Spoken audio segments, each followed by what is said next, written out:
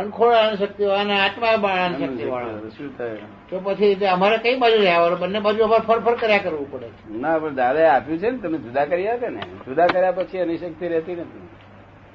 જ્ઞાની ની આજ્ઞા એ ચાલે એટલે એની શક્તિ જ નથી રહેતી બાર વાર.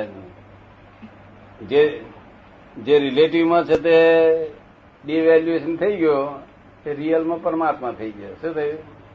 ડિવેલ્યુએશન કરાવી દે પરમાત્મા શું ગોઠવવું? અમારે ડિવેલ્યુએશન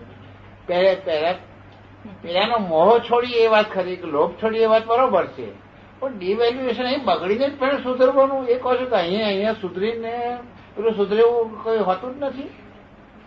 અહીંયા બગાડીને અહીં ડિવેલ્યુએશન થઈને ડિવેલ્યુએશન થવાની રિલેટિવમાં ડિવેલ્યુએશન ખાઓ પીવો હરો બરોબર ડિવેલ્યુએશન કરવાનું, બીજું કશું નહીં. આપડે ડિવેલ્યુએશન રૂપિયા થયા કરે તેથી કઈ પબ્લિક ના થઈ જાય કે ડિવેલ્યુએશન થાય વેલ્યુએશન વધે ઘટે, પબ્લિક ને શું એમાં લેવા દેવા? એમ આ રિલેટિવ ને ડિવેલ્યુએશન કરવામાં કશું નુકસાન નથી ઉડતું, નફો નર્યો એ સૂર્ય આનંદ થી સૂર્ય.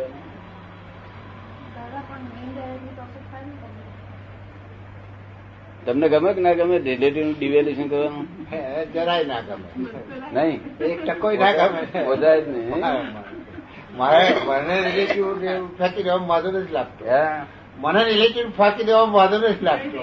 ફેંકી દેવું ઓછી નથી. અમે તો ડિવેલ્યુએશન કરીને બેઠા છીએ, ડિવેલ્યુએશન કરીને બેઠા છીએ, એટલે બધું કેવી મજા આવે છે.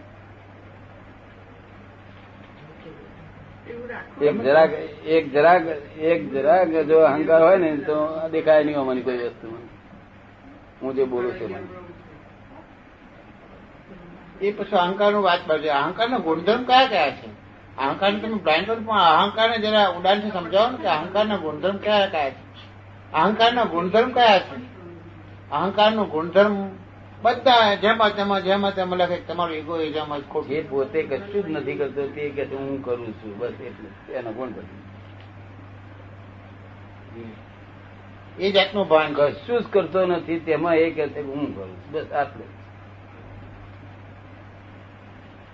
એક સેન્ટ કરતો નથી તે કે છે હું કરું છું, બસ આટલું. એમ અહંકાર.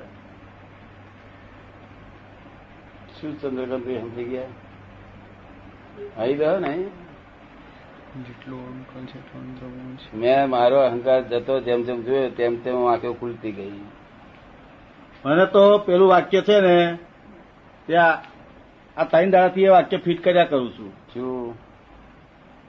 કે જેટલું વ્યવસ્થિત સમજાયું એટલું કેવું જ્ઞાન થાય? કેવું જ્ઞાન થાય? તો વ્યવસ્થિત એકદમ સમજાય ના પછી સમજાય છે. હવે તો ધીમે ધીમે બોલવાનું બંધ થતું જાય છે. વ્યવસ્થિત આ બધું જ વ્યવસ્થિત જેમ જેમ સમજાતું જાય તેમ કેવું જ્ઞાન થતું જાય. કોઈ શાસ્ત્ર કોઈ આ શબ્દ જ નથી આપ્યો. બીજું વાક્ય સમજાઈ ગયું. આ વર્ડથી તો ભય નહીં થતો એ લોકોનો શું જતું રહ્યું? ભય જતો. હા, એ ઇન્કમ ટેક્સ નો આવ્યો કાગળ 10,000 રૂપિયા દંડ નો, કાપી વખતે વાંચ્યો, વ્યવસ્થિત લે આપી મૂકી દે બારાના. બીજું સમજાયું દાદા, અને સમજવા બીજા વાક્યનો આધાર લીધો. પૂરણ ગલન એ કે હું કરું છું એમ કે તેનો અહંકાર. અહંકાર ના ગુણધર્મ ના પૂછ્યા તમે? હા, હું પૂછ્યું એટલે એના ગુણધર્મ છે કઈ બરકત? કશું જ કરતો નથી આમાં, કિંચિત માત્ર કશું કરતો નથી. વાર પણ એને તોડ્યો નથી. તો ભાઈ કરે જ શું અહંકાર? અને કે આ ડુંગર ઉડાડી દીધો મેં, આ ડુંગર માંથી ટનલ કાઢ્યું મેં, તે ગાડી નીકળી ગયા છે. પણ એવો કોઈ જાતનો જેને અંગ્રેજીમાં પેલો મોટિવેટિંગ ફોર્સ કે છે, માણસને ચલાવનારો હોય ને, માણસના પ્રવૃત્તિમાં ચલાવનારો કોઈ મોટિવેટિંગ ફોર્સ હોય ને, કે માણસનું જીવન ચાલે અને એની પ્રવૃત્તિ ચાલે. એ મોટિવેટિંગ ફોર્સ લાવવાનો ક્યાંથી મૂળ? એ મોટિવેટિંગ ફોર્સનું મૂળ શું? અહંકાર જ હોય છે ને, કે માણસને પ્રવૃત્તિમાં ચલાવ્યા જ કરે છે. પૂરણ અહંકાર વગર ચાલુ જ છે ને આખો દાડો. આ વિદ્યા કેટલા કલાક કરી મેં આજે? 4 વાગે શરૂ કરી છે. ના ના, સવારથી સવારથી તો ત્યાં સુધી પુષ્કર. સવારથી 12 વાગ્યા વિદ્યા કરતા પૂરી થતા, 9 થી 12. અત્યારે છે તે 4 વાગે વિદ્યુત ચાલુ છે તે 9 વાગે ચાલુ. અહંકાર વગર બધું થયા કરે છે.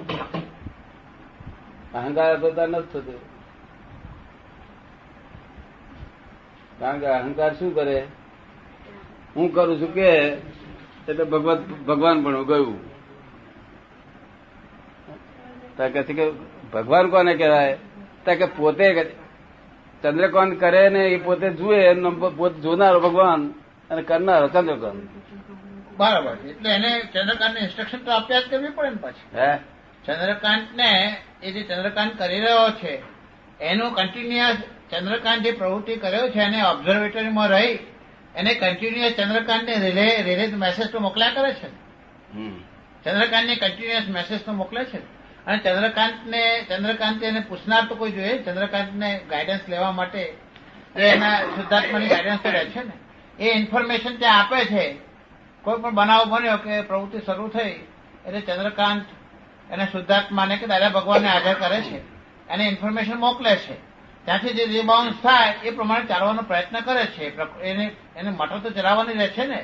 જે મોટર ચાલે છે જે રીતે એ ત્યાં ચલાવવાની તો રહે છે ને મોટર. એટલે એના ઓબ્ઝર્વેટરીમાં રહેનારો ભગવાન છે એવું તમારું કેવું છે? ઓબ્ઝર્વેટરીમાં રહેનારો ભગવાન છે. અને આ ચંદ્રકાંતની મોટર જે સ્ટીરિંગ વ્હીલ ઉપર બેઠેલો છે અહંકાર છે. સ્ટીરિંગ વ્હીલ ઉપર બેઠેલો છે અહંકાર. અહંકાર છે એવું નક્કી નહીં પાછું. નિરહંકારી ગાડી ચલાવે, સારી ચલાવે. પેલો અહંકારી કરતો અહંકારી આ બધા અખાડા છું. થાક લાગે ના, થાક લાગે, થાક લાગે નથી. આ લોકો મૂર્ખા પોલીસ માણસો છે. હું રાતે રહું છું તો હું જાણું કે ભાઈ આપડે તો બેઠા આપડે ગાડીમાં, આપડે ઘેર બેઠા તો રહી બેઠા જ છીએ.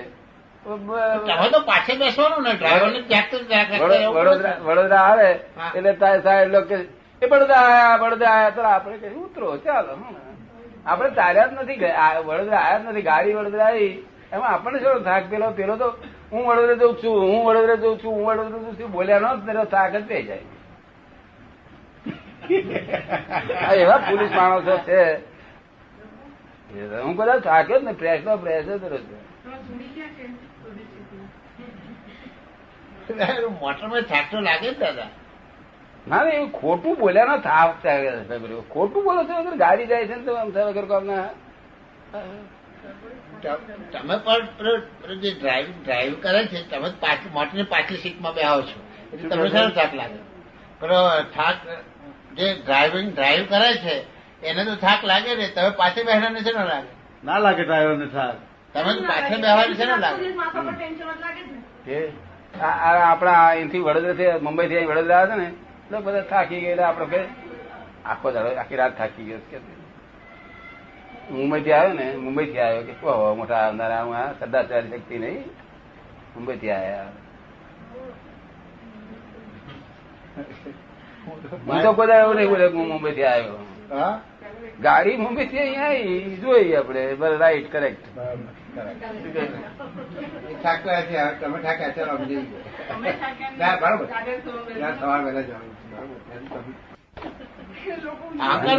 કરતો નથી તો અહંકાર ફાયદો શું થતો? અહંકાર છે ટેમ્પરરી ઇન્જેક્શન આપે છે. આપડે ઠાક્યા કર્યા તો ટેમ્પરરી ઇન્જેક્શન આપે છે કે નહીં? નુકસાન કરે છે, કાયમ નુકસાન કરે. કાયમ નુકસાન કરે. અહંકાર કાયમ નુકસાન જ કરે, ડખો કરે. તો અહંકાર શું હેલ્પ કરે છે એ કઈ કહેશો? કે નુકસાન શું કરે છે કે કહેશો? હું તો એમ સમજતો હતો કે શુદ્ધ અહંકાર એટલે આત્મવિશ્વાસ ગણ્યા કરતો હતો. હું તો એમ ગણ્યા કરતો હતો કે શુદ્ધ અહંકાર જેમ થતો જાય એમ આત્મવિશ્વાસ વધતો જાય. પણ કેવો અહંકાર? શુદ્ધ જેમ જેમ અહંકાર શુદ્ધ થતો જાય એને એમને આત્મવિશ્વાસ વધતો જાય. અહંકાર શુદ્ધિકરણ થવું એ વાત જુદી છે. હા, શુદ્ધિકરણ થાય ને, શુદ્ધિકરણ માટે રસ્તો જોઈએ ને. હા બરાબર રસ્તો હોય છે. સંપૂર્ણ શુદ્ધ થાય ત્યારે મોક્ષ થઈ જાય. મોક્ષ થઈ જાય. જો બરાબર છે.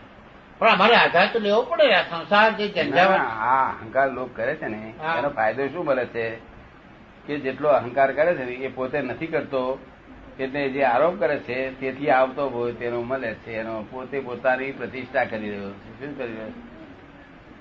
પોતે પોતાની પ્રતિષ્ઠા કરી રહ્યો પોતે પોતાની પ્રતિષ્ઠા કરી આવતો બહુ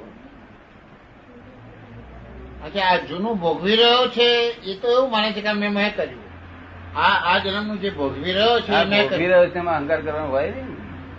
પણ લોકો તો એ જ કરે છે ને. હા સામાન્ય જીવનમાં તો એ જ થાય છે ને. આ તો ભોગવી રહ્યા ને અહંકાર કે મેં કર્યું કે છે. હા અને તમે કહો છો કે એ જે મેં કર્યું ગાડીમાં કે હું આવ્યો કે હું આવ્યો ગાડીમાં હું નાયો આપડે હું સંદાસ પાણી ચા પીધી મેં અરે તે કરેક્ટ પાછા વિશ્વાસ હોવું એવું ધામેરિક બોલાવવા તો નથી. અચ્છા પણ એટલે એ જે કે છે તે એ આવતા જન્મનો બાંધે છે. આવતો જન્મ પોતાની પ્રતિષ્ઠા જ કરી રહ્યો છે. એ ટોંકણું લઈને ઘડ કરે છે, પોતાની મૂર્તિ કરે છે. 4 પગ વાળી કે 6 પગ વાળી કે 8 પગ વાળી કે 2 પગ વાળી મૂર્તિ ઘડી રહ્યો